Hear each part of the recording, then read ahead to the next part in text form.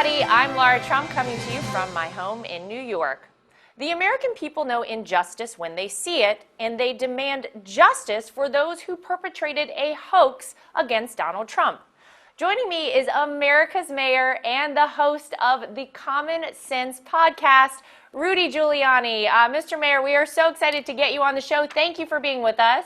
Thank you. Thank you very much. Well, you're a perfect person to talk to on this because from the very beginning, you have been one of the folks out there all along who has said when it comes to Russia, when it comes to Russian collusion, when it comes to Michael Flynn, when it comes to all that the Democrats have tried to do to Donald Trump and anyone who is seemingly his ally, it's all been a hoax. There's new proof now, Rudy, that this was for sure, without a doubt, a witch hunt all along from the very beginning against President Trump. So how high does this scandal go? What do we know now, and just how rotten is this thing? Well, I think now we can appropriately call this Obamagate, because the big question left is, what did Obama know? And right. We know it, much like Watergate. And I think you're justified in calling it that because several of the co-conspirators, Strzok, Page, said in text that POTUS wanted to know all about it. Right. So we have two of the principal co-conspirators saying that the boss wanted to be briefed. Now, they could be telling the truth, they could be lying, but it has to be investigated. So Obama becomes now the major question. Did he know from the beginning that they had concocted this completely false Russian collusion story? And did he know about the unmasking? Right. Because they were in his office on January 5th. All the unmaskers were basically in his office on January 5th. It's hard to believe they didn't talk about it. Right. And the fact is, it is very, very unusual not to have unmasking, but to have so many people do it. I mean, 7 people? Yeah. It's like they were in a frenzy to unmask Flynn. And they wanted to unmask him because they wanted to get him out of the way because they had a plan to oust the president of the United States. They knew what they were going to do. Yeah. They were going to try to frame President Trump, and they wanted Flynn out of the way because Flynn they didn't trust, and they thought he would know their tactics. They were hoping the new administration couldn't conceive that anybody would actually try to overthrow the government. And all of that was done to clear a path so that Strzok and Page and Comey and Brennan, Clapper, all the people you see. The real question is, who did the leaking? Because that's the first crime. Mm-hmm. The whole thing is really, I think, Rudy, Sure. Unbelievable to most people in this country. To think that maybe their vote, didn't matter, that we had colluded with a foreign entity. It was so absurd.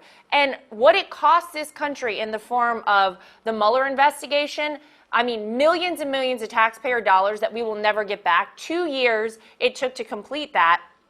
This is something I think that should really anger every single American citizen. But do you think, Rudy, will we ever really get justice? What would it take to even deliver justice to the American people here?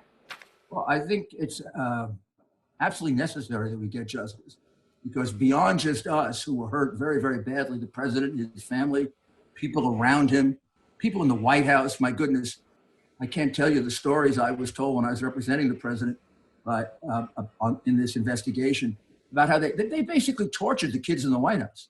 I mean, Yep. I've never seen prosecutors operate like this. You'd think they were investigating bin Laden, arresting people at 4 o'clock in the morning, breaking into lawyers' offices, putting Manafort in solitary confinement for 7 months, and taking him out to try to get him to lie. It's much worse than the American people realize. You have to be in the middle of it to realize it. And I didn't believe when I started.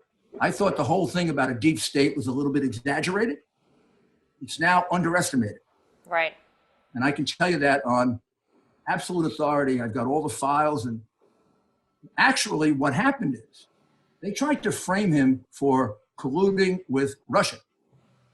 They were colluding with Russia and Ukraine. Yes. They were doing it. They're the ones who paid money for dirt on Donald Trump. They're the ones who got Ukrainian officials to go dig up dirt on the campaign. This will turn out to be the worst scandal in our history. I agree. I totally agree with you. And I think a lot of people are now seeing why what you're saying is 100% accurate. The interesting thing here is we now have the supposed Democrat nominee for president, Joe Biden, who is now wrapped up in this scandal as well, Rudy. It's very interesting to watch all this play out. Now, I understand that Joe Biden's memory is going. He half the time doesn't know where he is, for what position he's running anymore. He went on television, said he had no knowledge of any of this going on, and then we find out like 24 hours later, he actually did.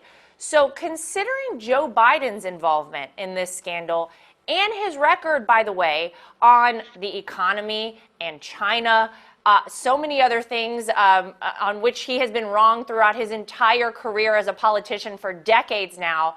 Why should the American people trust him? Why should they vote for him? I don't trust him at all. I mean, Joe Biden's a complete fraud. I mean, I've gotten in a lot of trouble because I'm the one who dug up the information on Joe Biden in an effort to defend the president, not to get Joe Biden.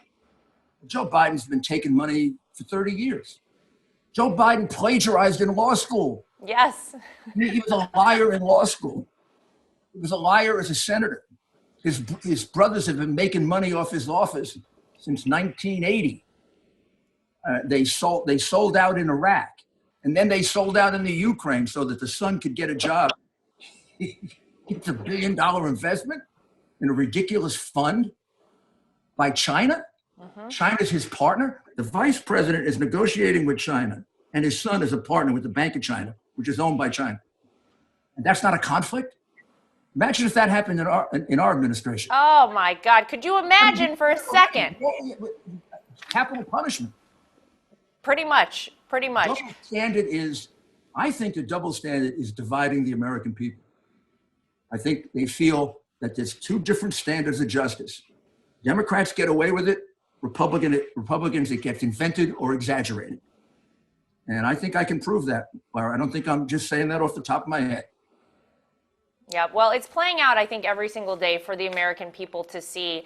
And look, we really have a lot of ground to cover between now and Election Day on November 3rd. So I don't think it's going to be an easy road for Joe Biden. I think every single day, the more that comes out, the more we find out his involvement in this scandal, the information we find out about his cozy relationship with China. Every day he does something to push himself farther to the left, like having Alexandria Ocasio-Cortez be his climate change advisor, implementing the Green New Deal, open borders, free health care for illegal aliens in this country.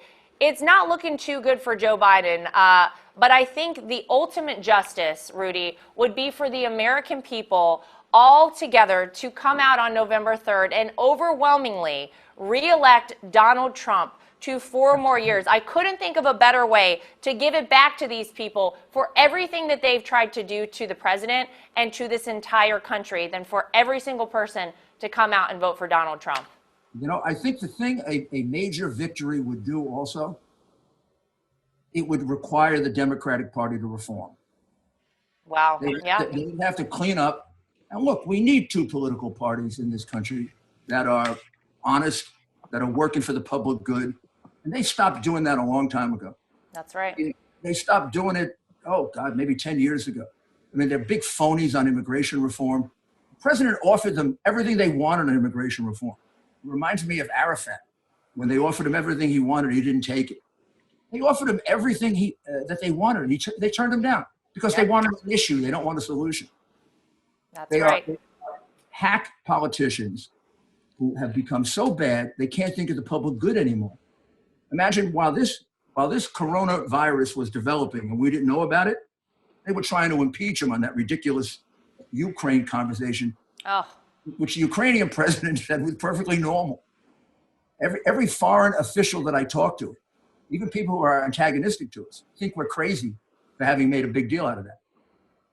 And well, a lot of Americans think it's crazy too. And by the way, to your point, the day that Nancy Pelosi, you remember, Mr. Mayor, the day that Nancy Pelosi was handing out her impeachment pens was the same day that Donald Trump stopped travel coming from China to the United States. So fortunately, instead of playing politics, our president was actually looking out for the health and safety of the American people. But we know all along that Democrats are only out there playing politics, doing what is advantageous for them politically. They don't really ultimately care about what happens to American citizens. Fortunately, we have a president who does. We need every single American to get out there, vote for Donald Trump for 4 more years. Mr. Mayor, I want to say thank you for everything that you have done for the president.